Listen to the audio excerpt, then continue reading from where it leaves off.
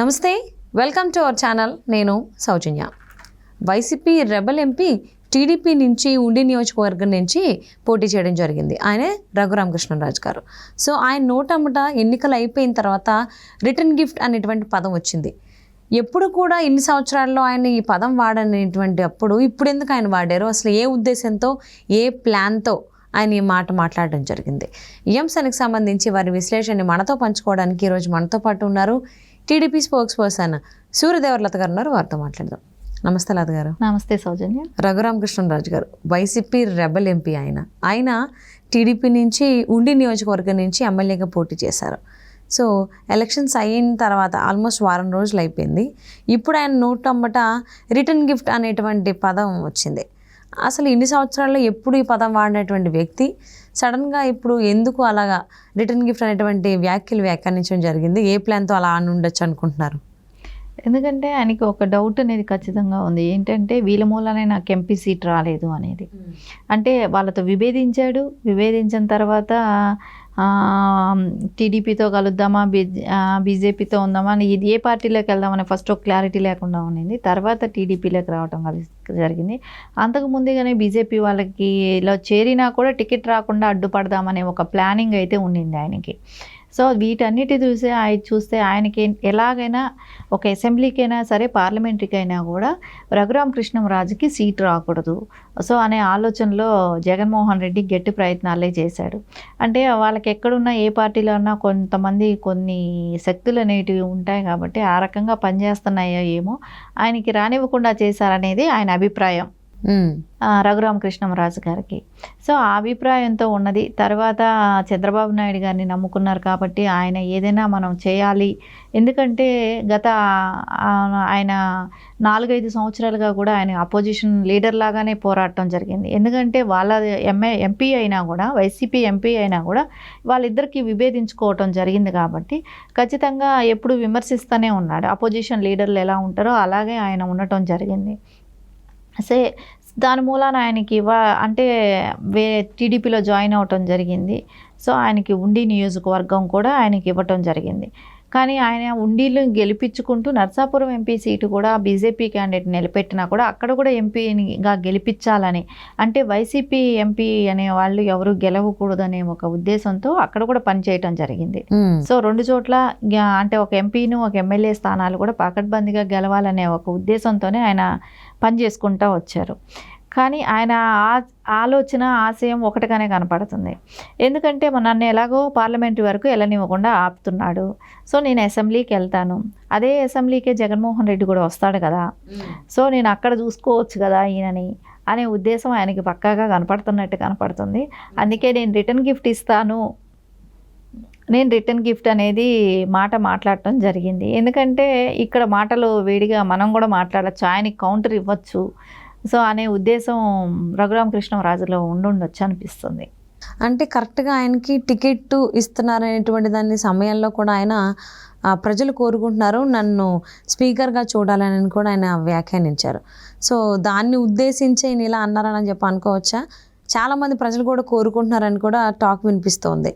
అంటే కూటమి government form చేసిన తర్వాత, అధికారంలోకి వచ్చిన తర్వాత స్పీకర్గా శాసనసభలోకి ఈయన త్రిబుల్-ఆర్ రఘురామకృష్ణరాజు గారు ఉంటే ప్రతిపక్ష నేతగా జగన్మోహన్ రెడ్డి రావాలి, ఆ సందర్భాన్ని ఆ సీన్ని చూడాలని చెప్పేసి అని చాలామంది ఆంధ్రప్రదేశ్ ప్రజలు కోరుకుంటున్నారని కూడా బాగా వినిపిస్తూ ఉంది టాక్. ఏమంటారు దీని గురించి? ఖచ్చితంగా అది ఉండొచ్చు, కానీ అది ఆ టైంలో బాబు గారి డెసిషన్ ఎలా ఉంటుందో తెలియదు కదా. వాళ్ళు తీసుకునే డెసిషన్ అంటే కూటమితో కలిపిన తెలుగుదేశం అందరి డెసిషన్స్ కూడా ఉంటాయి కాబట్టి ఖచ్చితంగా బాబు గారు ఆ రోజు అప్పుడు డెసిషన్ ఎలా తీసుకుంటారో తెలియదు.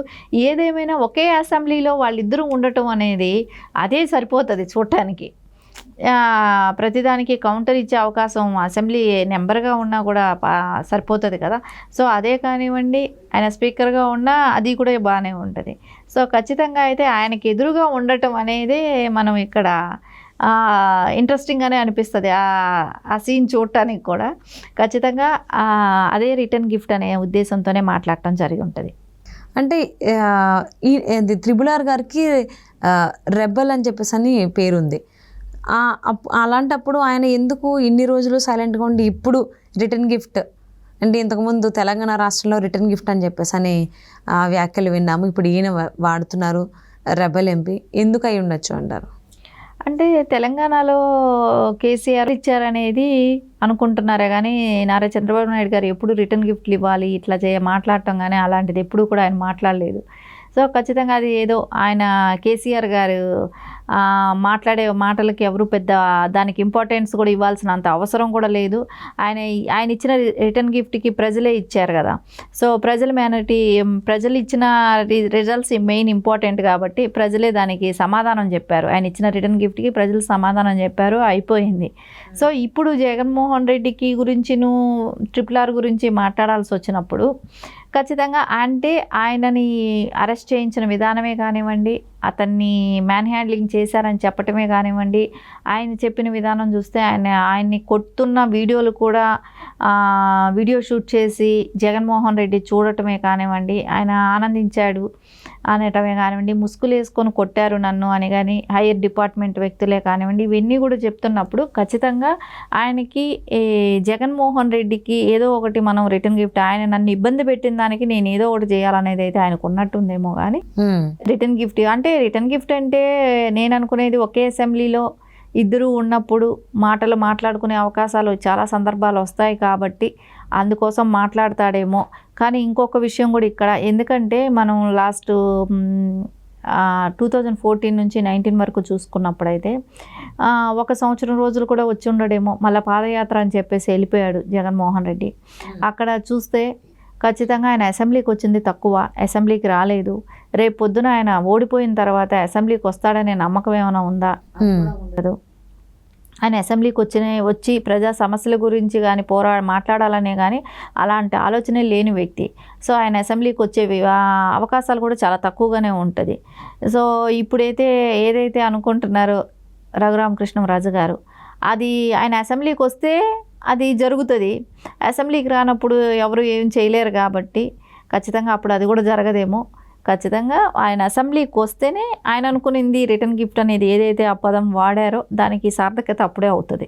ఓకే, అంటే RRR గారికి ఇంత కసి ఉండడానికి, అంటే ఇప్పుడు వరకు కూడా ఎలాంటి వ్యాఖ్యలు చేయనటువంటి వ్యక్తి ఆల్ ఆఫ్ సడన్గా రిటర్న్ గిఫ్ట్ అనేటువంటి పదాన్ని వాడడం వెనకాల ఏమైనా కసి ఉంది అని అంటే, ఇప్పుడు మీరు చెప్పిన దాని ఒకానొక టైంలో ఆయన కొట్టిన వీడియోని చూపించడం, అది ఎవరికి చూపించారో కూడా ఆయన బయటకు వచ్చి చెప్పారు. తర్వాత నరసాపురం నుంచి సీటు బీజేపీ నుంచి వచ్చేటువంటి అవకాశం ఉందని నేను చాలా హోప్స్ పెట్టుకున్నారు. సో తర్వాత కూడా చాలా డిస్కషన్ జరిగాయి. వీటన్నిటికీ కారణం జగన్మోహన్ రెడ్డి అయి ఉండొచ్చు అనేటువంటిది కూడా కారణం బలంగా ఉంది. సో మరి అదే కారణం అయి ఉండొచ్చా అంటే అవును అనేటువంటి వినిపిస్తుంది. సో మరి ఈయన ఏం చేస్తారు, ఎటువంటి ప్లాన్తో ముందుకెళ్తారు రిటర్న్ గిఫ్ట్కి సంబంధించి అనేది చర్చ జరుగుతోంది రాజకీయ వర్గాలు. చూద్దామండి ఏం చేస్తారు ఏంటి అని RRR. Thank you so much Latha garu. Thank you Sojan.